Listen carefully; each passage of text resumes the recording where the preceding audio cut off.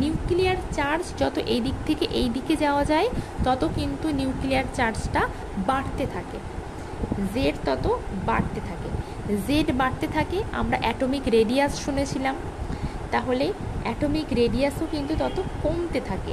Atomic radius Z বাড়লে atomic radius তার মানে কমে, আর আয়োনাইজেশন এনার্জি কিন্তু বাড়বে, কারণ নিউক্লিয়ার চার্জ বাড়লে ইলেকট্রনটা বার করে নেওয়াটা কিন্তু অনেক শক্তিশালী।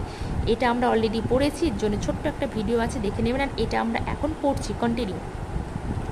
তাহলে আয়োনাইজেশন এনার্জি বাড়ছে। আদেও কি এই ট্রেন্ডটা আমি সঠিক লিখলাম যে এই দিক থেকে এই দিকে পরস্পর বাড়তে থাকে, না কিছু এর ভিতরে হগাবগা আছে? আছে, সেটাই আমাদেরকে এখন দেখতে হবে। ওই যে বলেছি যে আমাদের এই এনার্জি টার্মগুলোর ম্যাক্সিমাম ক্ষেত্রে আমাদের যেগুলো মনে রাখতে হবে সেগুলো হচ্ছে এদের এক্সেপশন।